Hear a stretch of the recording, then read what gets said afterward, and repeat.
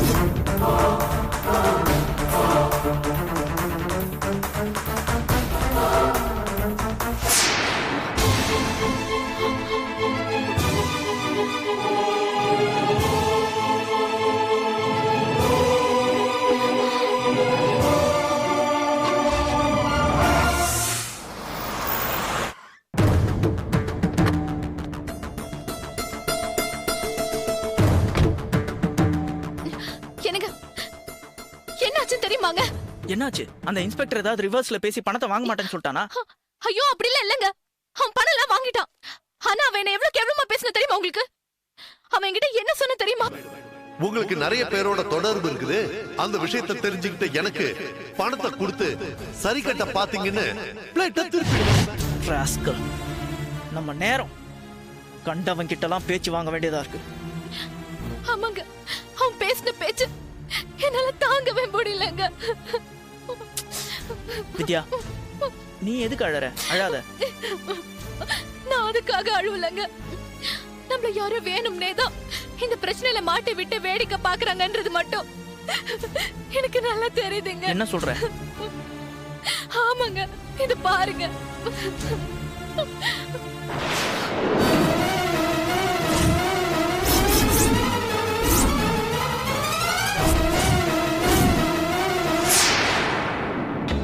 இதெல்லாம் யார் எடுத்தது? எப்படி கிடைச்சது உனக்கு? தெரியலங்க. இன்ஸ்பெக்டர் பார்த்ததுக்கு அப்புறம் கார்ல வந்து உட்கார்ந்தப்போ சீட்டு மேல யாராவது வச்சிருந்தாங்க.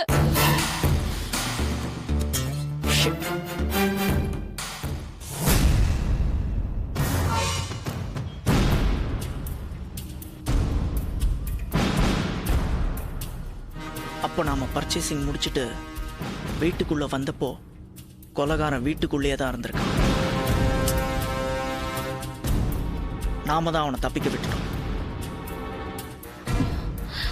ஆமாங்க, நம்ம அந்த பொண்ணை தூக்குறத அவன் ஏன் போட்டோ எடுத்தானே தெரியலங்க. அவன் ஏன் கேமராவோட வந்து உட்காந்தானே தெரியலங்க. என்ன வித்யா, இதெல்லாம் ஒரு கேள்வியா? அவன் போட்டோ எடுக்கணும்னா கேமராவோட தான் வரணும்னு அவசியம் இல்ல. இப்பதான் மொபைல்ல கேமரா இருக்குல்ல, அதுல எடுத்திருப்பான். ஏன் எடுக்கணும்ன்ற? வேற எதுக்கு? நம்மள பிளாக்மெயில் பண்ணி பணம் புடுங்க தான்.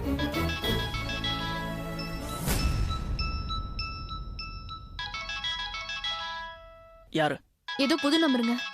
பேசு. ஹலோ, போட்டோ நல்லா வந்திருக்கா? ஹே ஹே, யார் நீ? ஸ்பீக்கர்ல போடு, ஸ்பீக்கர். யாரா இருந்தா என்ன மேடம், ஊர் பேர்லாம் கூட தெரிஞ்சுக்கணுமா? சரி, உங்களுக்கு எந்த பேர் பிடிக்குமோ அந்த பேர் போட்டு கூப்பிட்டுக்கங்க. பேர் இருக்கட்டும், போட்டோ நல்லா எடுத்திருக்கனா? ஏய் ஏய், யார் அந்த பொண்ணு? எதுக்காக அந்த பொண்ணோட உடம்ப என் வீட்ல கொண்டு போட்டுருக்க? சும்மா சொல்லக்கூடாது மேடம், சூப்பரா கெஸ் பண்ணிட்டீங்க. நான் தான் அந்த பொண்ணை அங்க கொண்டு வந்து போட்டேன்னு. ஏய், இங்க பாரு, அந்த பொண்ணு யாருன்னு எனக்கு தெரியணும். யாருன்னு தெரியணும், அவ்வளவுதானே? பேரு ராஷ்மி. காதலிச்ச என்ன ஏன் கல்யாணம் பண்ணிக்கலன்னு ஒரே நச்சு. உங்க வீட்டு முன்னாடி வச்சு சட்டையை பிடிச்சி ஒரே கலாட்டா. அக்கம் பக்கத்துல யாராவது பார்த்தா நல்லா இருக்காதேன்னு உங்க காம்பவுண்டுக்குள்ள கூட்டு வச்சு சமாதானப்படுத்தினேன். அதுக்குள்ள வெளியே வந்து கத்துனா குத்திட்டேன். அப்புறம் தான் என்ன பண்றதுன்னு தெரியாம முழிச்சேன். எனக்கு பாருங்க, உங்க வீட்டை சரியா பூட்டாம வச்சிருந்தீங்க. சரின்னு பாடியை தூக்கிட்டு போய் பாத்ரூம்குள்ள போட்டுட்டு திரும்புறதுக்குள்ள நீங்க வந்துட்டீங்க. உடனே நான் பரன் மேல ஒளிஞ்சுக்கிட்டேன். அதுக்கப்புறம் நீங்க டிஸ்போஸ் பண்றத பார்த்ததும் போட்டோ எடுத்துட்டேன். என்னங்க மேடம், போதுமா விளக்கம்? ஏய் ஏய், உனக்கு என்ன வேணும்? பணம் வேணும். டேய் ராஸ்கல், நீ பேசினதெல்லாம் ரெக்கார்ட் பண்ணி வச்சிருக்கேன்டா. மவனை நீ இந்த உலகத்துல எந்த மூலையில இருந்தாலும் சரி, உன்னை போலீஸ வச்சு அரெஸ்ட் பண்ணாம விட மாட்டேன். நீ பேசினதெல்லாம் ரெக்கார்ட் பண்ணி வச்சிருக்கேன்டா. மவனை நீ இந்த உலகத்துல எந்த மூலையில இருந்தாலும் சரி, உன்னை போலீஸ வச்சு அரெஸ்ட் பண்ணாம விட மாட்டேன். அவசரப்படுறீங்களே உதய் சார். சரி வாங்க, கமிஷன் ஆபீஸ் போலாம். நான் தான் கொலை பண்ணேன்னு சொல்ற ப்ரூஃபை நீங்க கொடுங்க. நான் போட்டோவை வைக்க வந்த இடத்துல இன்ஸ்பெக்டருக்கு உங்க ஒய்ஃப் ஏன் 10 லட்சம் கொடுத்தாங்கன்னு கேட்பாரு, பேசிக்கலாம். டேய் டேய், வீணா இந்த விளையாட்டெல்லாம் வேண்டாம். என்ன வேணும் உனக்கு? 15 லட்சம் பணம் வேணும், அதுவும் நாளைக்கே. டேய், இல்லனா என்னடா பண்ணுவ? என்ன வேணும்னாலும் பண்ணுவேன்றதுக்கு ஒரு சின்ன உதாரணம் சொல்லட்டுமா? சேகர் எம்போரியத்துல நீங்க 8 மே 2012 சாயங்காலம் 6:39க்கு உங்க காடை தேய்ச்சி வாங்கின கருப்பு கலர் பெட்ஷீட்டால தான் நீங்க பணத்தை கவர் பண்ணி டிஸ்போஸ் பண்ணிருக்கீங்க. அந்த பெட்ஷீட்டை இன்னைக்கு காலையில இன்ஸ்பெக்டர் உங்க ஒய்ஃப் கையில கொடுத்தாரு. அது இப்ப என் கையில இருக்கு. என்ன வித்யா? இல்லங்க, கார்ல தான் இருக்கு. எங்க பணம் தரணும்னு அப்புறம் போன் பண்றேன். இந்த சிம்மை இதோட உடைச்சு போட்டுருவேன், ட்ரை பண்ணாதீங்க. டேய் டேய் டேய் டேய், வா.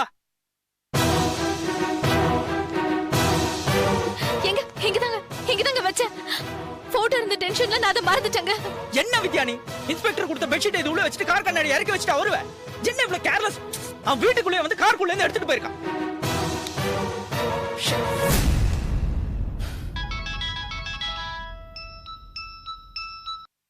ஹலோ, என்னப்பா? ஏய், நான் எந்த மீட்டிங்கும் வர மாட்டேன்டா. கம்பெனியை இழுத்து மூட போறேன்.